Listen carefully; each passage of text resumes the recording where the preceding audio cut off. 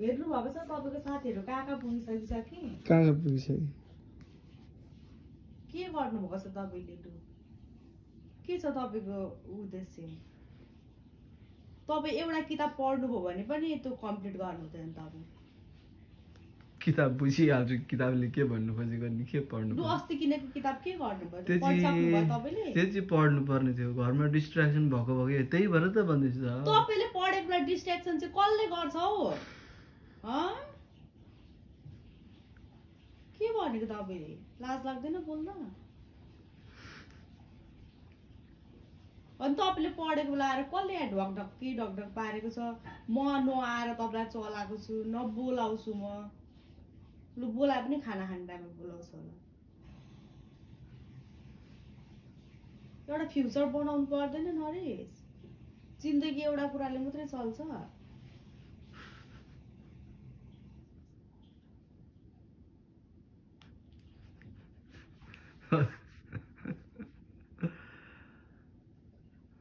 नहाँस्नु seriously हुनु अलिकति क्या लाइफको बारेमा पनि तपाईले सोच्नु भने कसैले सोच्दैन यहाँनिर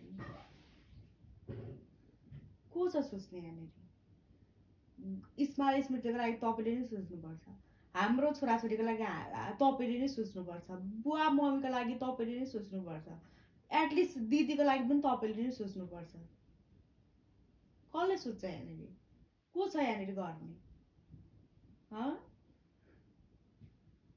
छन् कोही गर्ने यहाँनिर कसले हेल्प गर्छ यहाँनिर को छ हेल्प गर्ने तपाईको लागि अलिकति पोजिटिभ अलिकति के अरे अलिकति हुन्छ नि दरिलो मान्छे भएर अलिकति म यो घरको मान्छे एउटा गार्जियन हो भनेर सोच्ने बेलामा तपाई अनेकतिर डुल्छु यस्तो गर्छु भनेर हुन्छ नरेश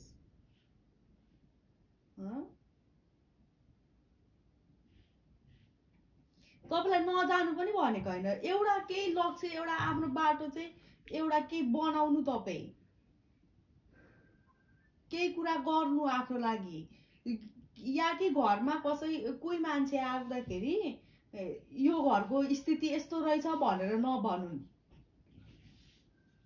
कस्तो छ स्थिति थाहा छ तपाईलाई जिरोमा छौं सबै हामी जिरोमा अनि कहिले गरेर खानु कहिले उभो लाग्नु कहिले उयो गर्नु कहिले हुन्छ के छ नरेश तपाईले नसोचे कसले सोच्छ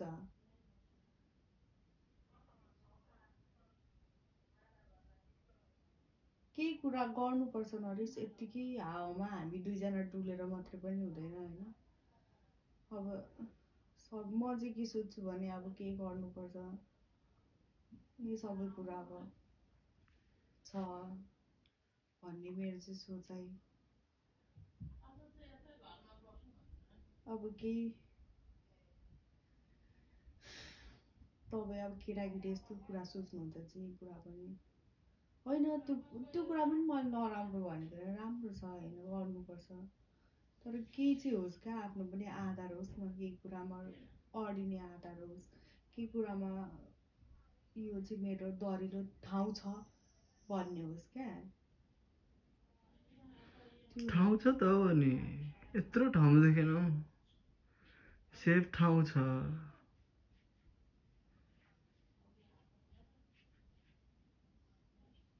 We have everything on there. के everything on Narish?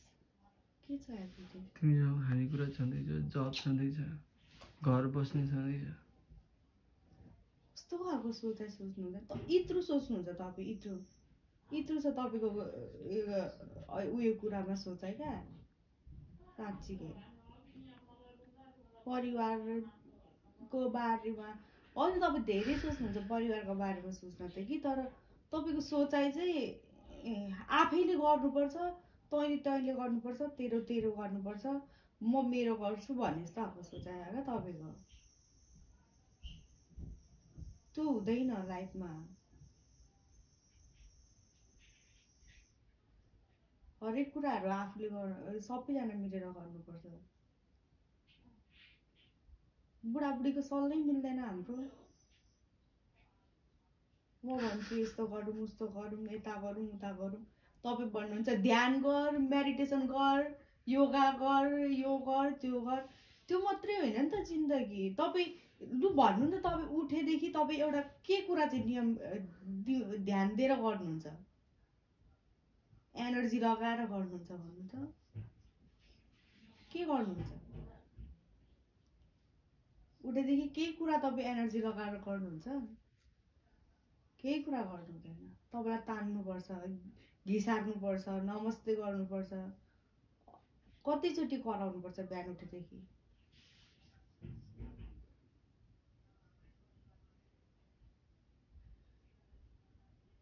तपाईँ एउटा यत्रो सानो 4-5 वर्षको केटाकेटी जस्तै हुनुहुन्छ न, हरेक कुराहरू तपाईँलाई भन्नुपर्छ।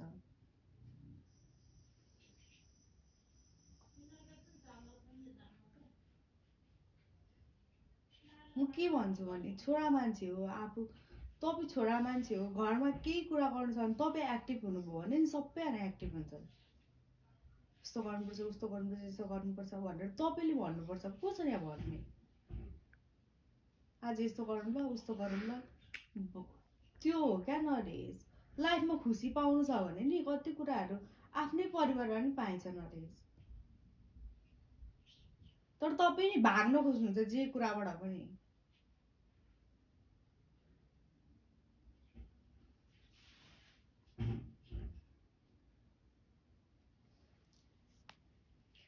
आफ्नो कर्तव्यबाट भागेर हुँदैन नरेश कहिले पनि। कति कुराहरू आफूले गर्नुपर्ने कुराहरू आफूले गर्नै पर्छ। अब यत्तिकै यसरी नै चल्छ भने पनि चलिरहोस्। अब कोठे भाडामा बस्नुपर्छ, यस्तै अब जिन्दगी यस्तै हुन्छ, यसरी नै चल्छ। खाना लाउन पुगेकै छ, हिँड्न पुगेकै छ, डुल्न पुगेकै छ, राम्रै मोबाइल चलाएकै छु, मान्छे आउँदाखेरि बस्नको लागि ठाउँ छँदैछ, त्यही मात्रै हो नि। ओके, सधैँभरि यत्तिकै चलिरहोस्।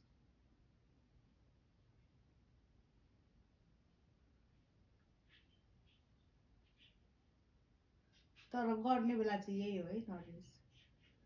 केही कुराहरू गर्नुपर्ने छ, अलिकति केही राम्रो कुराहरू गर्नु छ, राम्ररी गर्नु छ भन्ने अहिले नै हो, पछि गएर गर्न पाइँदैन। तपाईँ पढ्न सक्दिनँ, ध्यान दिन सक्दिनँ भन्नु चाहिँ तपाईँको दिमागै इन्डिया जानु इन्डिया जानु मात्रै छ तपाईँको दिमागमा।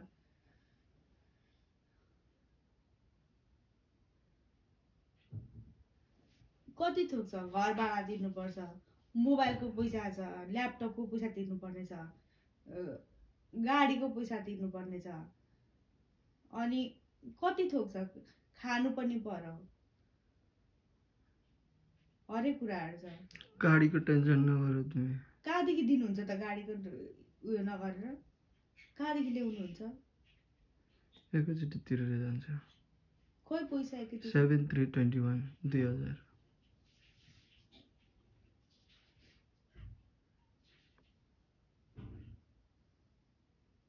सबै सेट गरेर सेट अगाडि नै माइन्डमा बनाइसक्नुहुन्छ तपाईँ, यस्तो यस्तो भनेर। जानु जानु जे होला त्यही त होला। अब के गर्नु, पछि गएर रिग्रेट पनि हुन्छ होला सायद। मलाई पनि, मैले पनि जान्दिनँ भने जस्तो थियो मलाई। सृष्टिको लुगा पो रहेछ त्यो त।